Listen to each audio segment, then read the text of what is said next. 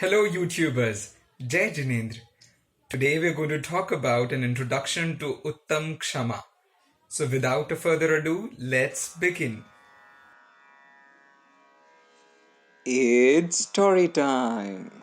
Once upon a time, there was a saint who saw a crab drowning into the water. The saint saved it, but the crab bit him and fell again into the water. Eventually, the crab started to drown.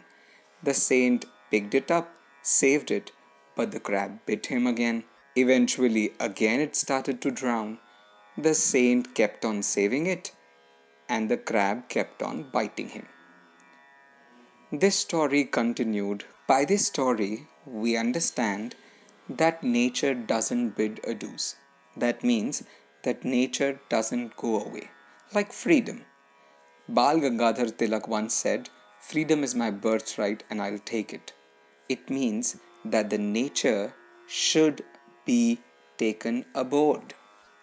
What is the meaning of this? What is nature? Is anger or krodh our nature? Or kshama or forgiveness is our nature? Let's find out. Nature is nothing other than dharma. Generally, we are considered that don't do this, don't do that, don't disturb others, don't tell lies, don't steal, and don't look at others from a wrong eye. But is dharma at all about don'ts? Let's just find out and think about what dharma actually is. Dharma is the intrinsic nature of the substance. Now, there are a lot of misconceptions about kshama. Like people say, absence of anger is kshama. But is it true?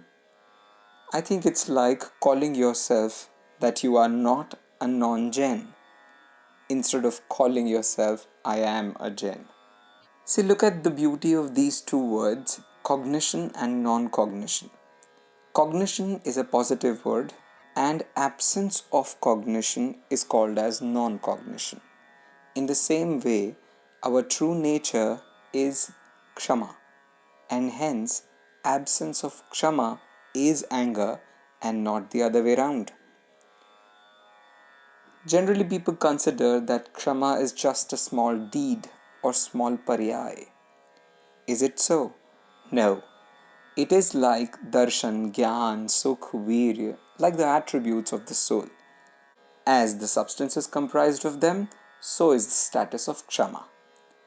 It's an attribute and it has pure and impure modifications. And anger is its impure modification. Now, people also consider that anger is as eternal as kshama.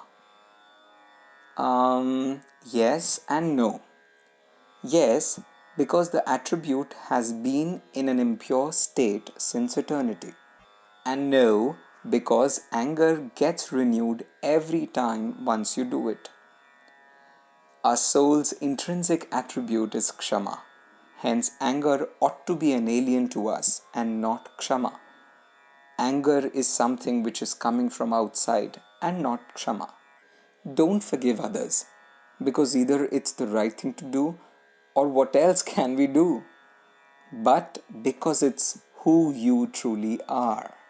There are several disadvantages of anger, like psychological problems, social problems, large scale problems, and whatnot. Your cognitive abilities stop, your body starts to perspire, bitter homes, divorces, murders, battles, wars, and whatnot. As it is said in Atmanushasan, verse number 216, Krodho dayad bhavati kasyana karya hanihi. It means what wrong cannot happen to a person who is in anger. That means all the wrong in the world is going to happen to the person who is in anger. Now, a question arises, why have acharyas explained kshama as the absence of anger? Now, look, there are two basic point of views, empirical point of view and transcendental point of view. Now, talking from the transcendental point of view, absence of kshama is anger. But from an empirical point of view, absence of anger is also called as kshama. Like when a father asks the son to call mother, basically he means to say to him that call his mother and not his mother. Animosity is one of those types of anger which is mixed with moh. It is absolute slow poison. It is the most harmful form of anger.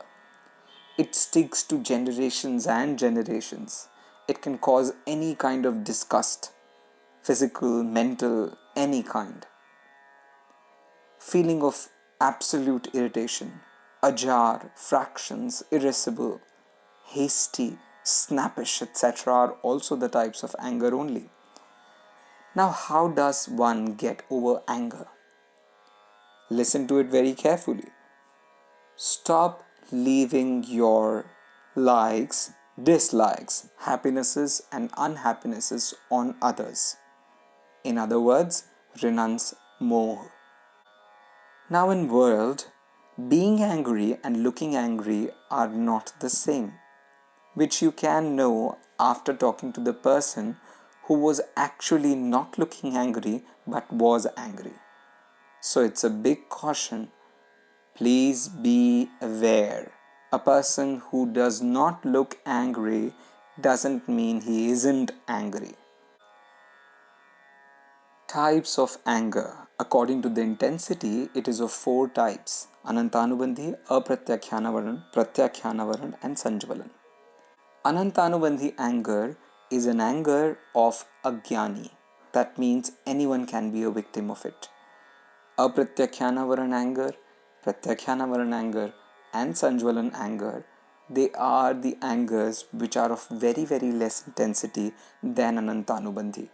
Hence, these can stay with the knowledgeable person.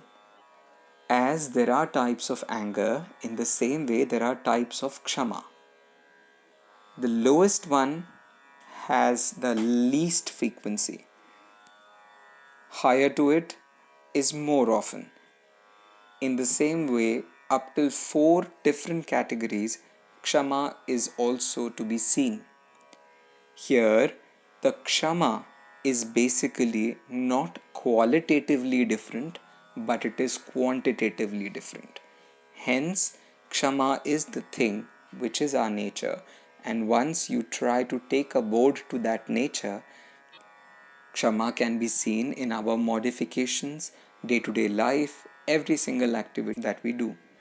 कोहेण जोण तप्पदी सुर नर तिरिये ही कीर माणेवी उवसग्गे विरउद्दे तस् खिमानिम्मला होदी गाली सुन मन खेद न आनो गुण को गुण कहे अयानो कही है अयानो वस्तु छीन बांध मार बहुविधि करे घर ते निकारे तन विदारे बैर जो न तहाँ धरे. क्षमा हने औरन को अरु क्रोध हने आपको. खम्मामि सब जीवानां सव्वे जीवा खमन्तु मे मित्ति मे सब भूदेषु वैरम मज्झम न केणवी. And this is how we come to an end to introduction of Uttam Kshama. Happy Uttam Kshama, happy Dashlakshan, and Jai Jinendra.